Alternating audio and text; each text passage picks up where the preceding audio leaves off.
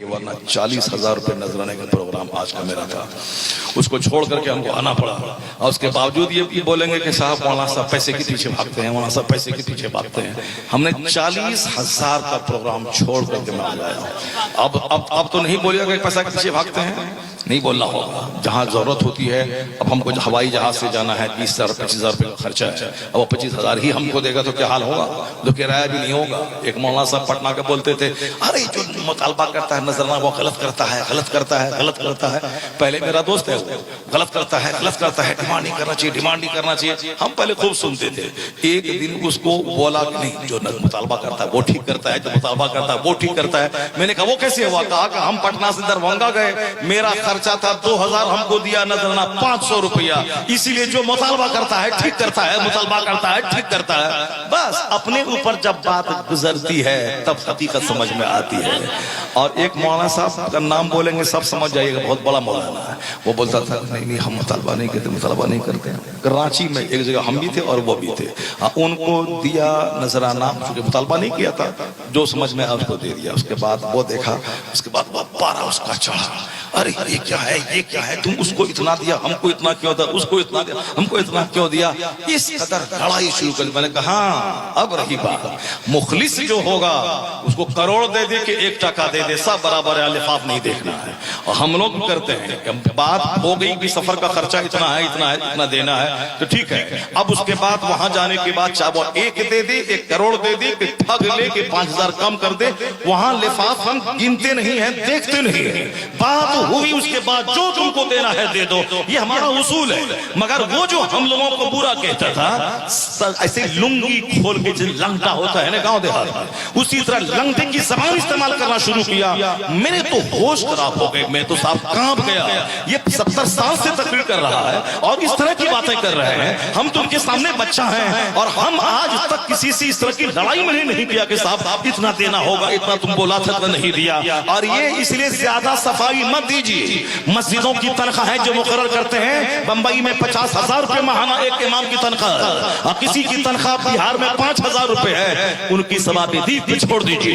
جہاں کی کمیٹی جیسی ہے، جہاں کی آمدنی جیسی ہے، جہاں کا خرچ جیسا ہے، جہاں کا امام جس صلاحیت کا مالک ہے، اس حساب سے لوگ اپنے حساب سے کریں، امامت کریں، نماز پڑھیں، خطابت سنیں، تقریر سنیں، باقی پیسے کا ذکر بیچ میں نہیں لائیں۔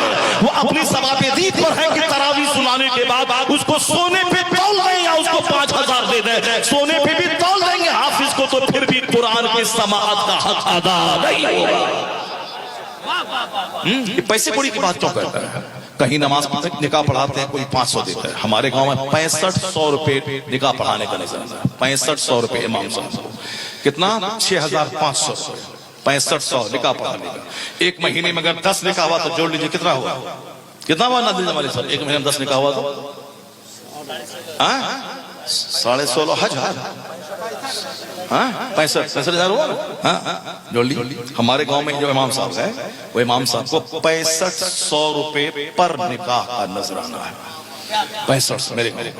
ہاں دوسری بات یہ بھی سن لیجئے نا، ان کی تنخواہ نہیں ہے، ان کی تنخواہ طے نہیں ہے، ہم نے رکھوایا ہے امام صاحب، اور یہ بات ہوئی کہ تنخواہ نہیں رہے گی ان کی، باقی سال بھر میں جتنا نکاح گاؤں میں ہوگا فل نذرانہ ان کا۔ اب ان کے مقدر کا ہے کہ 100 نکاح سال میں ہو جائے یا 10 نکاح سال میں ہو جائے، ان کے مقدر کا۔ امام صاحب خوش ہیں، 10 سال سے نماز پڑھا رہے ہیں، پابندی سے نماز پڑھاتے ہیں، فجر کے ٹائم میں ہم نے کبھی دیکھا ہی نہیں کہ فجر کے ٹائمات چھوڑتے ہیں وہ۔ ہم تو آج یہ 10 سال سے جب بھی گھر میں رہتے ہیں، مہینہ 2 مہینہ جب بھی گھر جائیں، جب فجر کی نماز میں ہماری آنکھ لیٹ سے کھلتی ہے، جلسہ سے گئے پہلے نماز پڑھ کے سو گئے، وہ سو جاتے ہیں، مگر سلام کی آواز ان کی سنتے ہیں برابر۔ میں کہتا یہ وقت کا پابند آدمی، کوئی تنخواہ نہیں ہے، صرف نکاح کا نذرانہ ہے، مگر کسی میں اتنا خوش ہے کہ مست رہتے ہیں۔ اگر 10,000 روپے تنخواہ طے بھی کر دیں، اس سے ڈبل نکاح کے نذرانے سے ان کا ہو جاتا ہے۔ سبحان اللہ۔ تو اب کہیں 500 روپے امام صاحب کو ملتا ہے نکاح پڑھانے کے بدلے میں، کہیں 6500 مل رہا ہے تو آپ کیا لڑائی کریں گے؟ آپ وہاں جا کر کے 6500 کیوں اس کو دے رہے ہیں، 500 کیوں دے رہے ہیں؟ یہ اپنے اپنا سسٹم ہے، سماج کا کمیٹی کا سسٹم ہے، اپنا اپنا سسٹم ہے۔ کہیں امام کے نذرانہ، امام کا نذرانہ تنخواہ جو ہے 50,000 روپے مہینہ، اب ہم جو ایک فٹ کر دیں گے کہ ہر امام کو ملے 25,000 روپے مہینہ، یہ کیسے ہوگا؟ بمبئی میں 1,05,000 روپے تنخواہ، نذرانہ حافظ کو ملتا ہے 2.5 لاکھ روپے، حافظ کو نذرانہ ملتا ہے۔ خود میرے ابھی بنگلور میں ہم تھے 4 دن 10 دن پہلے، میں نے نذرانہ کتنا ملتا ہے رمضان میں؟ تو بولا 25,000 روپے۔ میں نے کہا میرے گاؤں میں ملتا ہے 38,000 روپے، اب میرے محلے میں پورنیہ میں نذرانہ ملتا ہے امام کو 85,000 روپے، حافظ کو صرف بنگلور میں 25، اب بہار میں میرے محلے میں ناظر جمالی صاحب میرے محلے میں 85,000 روپے حافظ کا نذرانہ 15 دن قرآن پاک پڑھنے سنانے کے بعد 85,000 روپے۔ چندہ جمع ہوتا ہے 1.5 لاکھ روپے، اس میں سے امام صاحب کی ڈبل تنخواہ ہے، مؤذن صاحب کی ڈبل تنخواہ ہے، اور پھر حافظ جی کا نذرانہ ہے، پھر محفل میلاد میں جو تبرک اور شیرنی ہے وہ سب ہے۔ تو اب ہم جو کہیں گے کہ آپ کے اس گاؤں میں بھی 85,000 دیجیے حافظ کو، کیسے چلے گا؟ نہیں چلے گا۔ اسے نذرانے کی بات، تنخواہ کی بات وہ کمیٹی پہ، گاؤں پہ، سماج پہ، علاقے پہ ڈیپینڈ کرتا ہے۔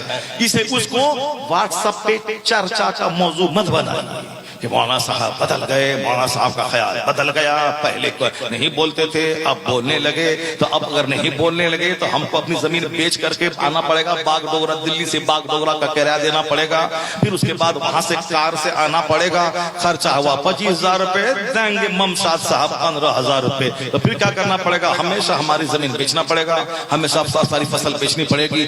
وہ نذرانے طے ہوتے ہیں سفر خرچ پہ، حالات پہ حساب سے۔ کہیں معلوم ہے ابھی میں نے تقریر کرنے کے لیے ایک جگہ گیا، ان کو دیا 2,500 روپے، تو ہم کیا لڑائی کریں؟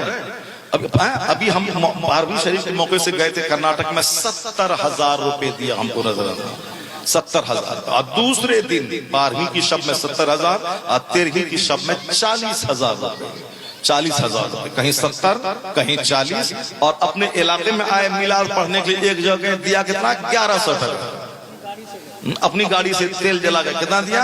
1,100 روپیہ۔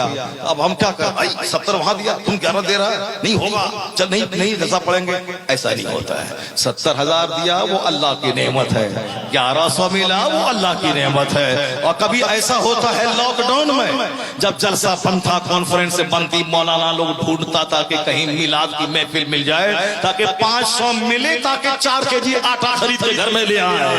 وہ زمانہ بھی دیکھا ہے میں نے، 500 روپے کے لیے میلاد کی محفل لوگ ڈھونڈتے تھے، اور نہیں ملتی تھی تو پریشان ہوتے تھے، فون سے اپنے سارے ساتھی سے رابطہ کرتے تھے۔